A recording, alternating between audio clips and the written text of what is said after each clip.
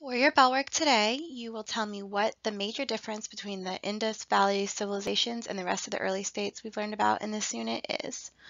The Indus Valley was the one that you watched the 3-minute video and did the reading on. So you're comparing that to the rest. What's the major difference? So today we are going to learn about the expansion of tributary states. We're going to explore how these ancient Afro-Eurasian states expanded, competed, and cooperated, right? So for the, I don't know, fourth or fifth time just to go over with you, just so you know this term, Afro-Eurasian means 3 continents it can cover, right? Africa, Europe, and Asian. So how did these first ancient civilizations we've been talking about expand? How did they compete with each other? And how did they cooperate with each other? We will specifically look at some examples of how states who lost at war were punished, but first let us try and predict these punishments.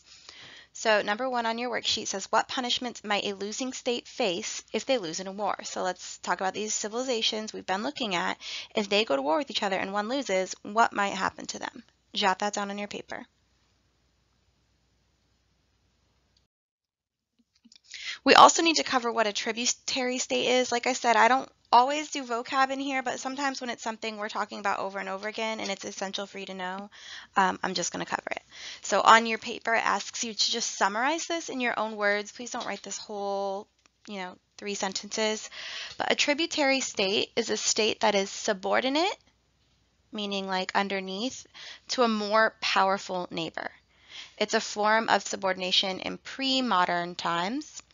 A tributary state sent a regular token of submission, whether it be money, it goes over it, to superior power. This tribute, a substantial gift of wealth, should be like money, produce, or slaves, right?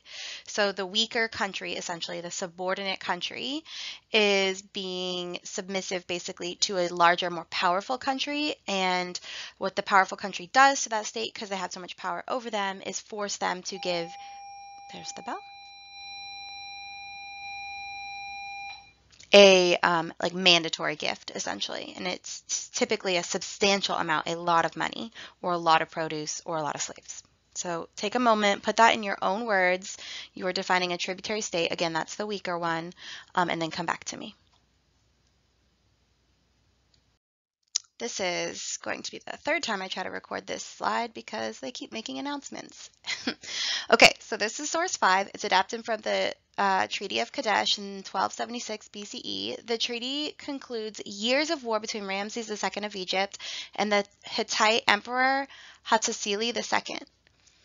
These are just 2 provisions from that treaty, so we're going to go over provision 3 and provision 5. Provision 3 says, there shall be no hostilities between Egypt and the Hittite Emperor forever, empire.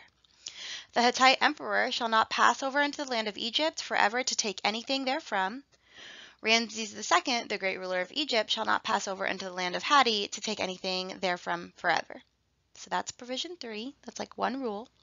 Provision 5 says, if another enemy come against the lands of Ramses II, the great ruler of Egypt, and he, they're talking about Ramses, shall send to the Hittite emperor saying, come with me as reinforcement against him, the Hittite emperor shall come, and the Hittite emperor shall slay his enemy, slay Ramses' enemy for him. But if it be not the desire of the Hittite emperor to come, like if the emperor doesn't want to go, he shall send his infantry and his chariot riders and slay his enemy. So either he come in person or he sends someone for him. It does have a little asterisk on that 2nd line. It just says the original text refers to the emperor as the great chief of Kheta, which was an ancient term for the Hittite land. So that is source 5. It is on your worksheet. We're going to go forward and look at the question. All right, in source 5, what do the countries promise in provision 3, and what do they promise in provision 5? So take a moment, review that source, and tell me what are they guaranteeing each other.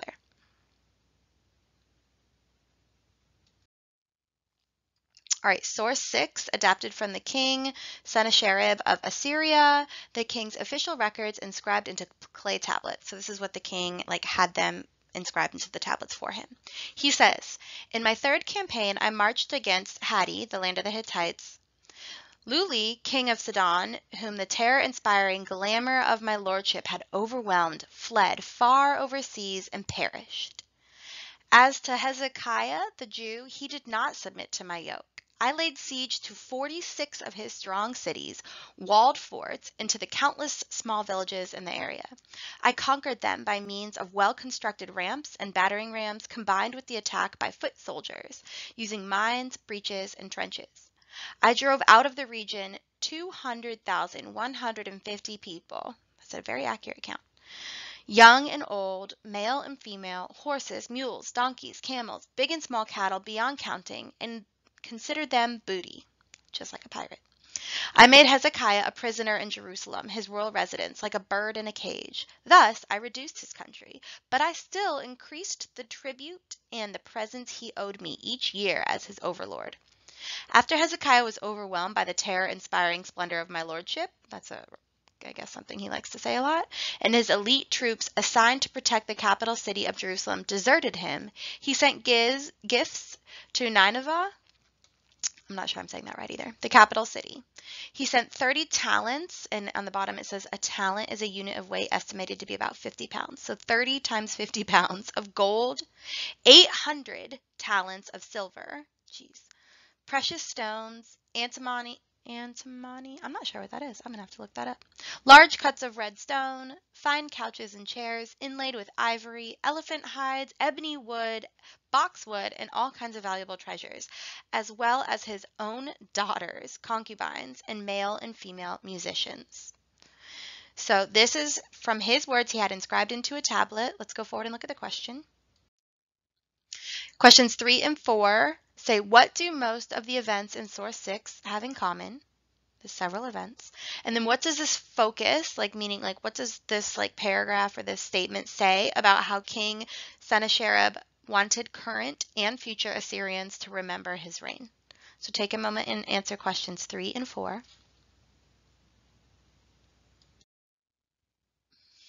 Okay, so when you look at these two documents, sources 5 and 6 together, what do these documents indicate about the challenges and the realities of ancient kingdoms? So when you answer this question, you need to say these sources tell us this about the challenges and these sources tell us this about the realities. It's asking about both the challenges and realities. This whole PowerPoint video is pretty short. There's not a lot of questions because this question, number 5, might take you a minute. Okay, that's fine. Number 6 is, what punishments did countries face if they were unable to fend off a nation's invasion? So what are some of the things that these losing countries had to deal with? Again, consider both sources.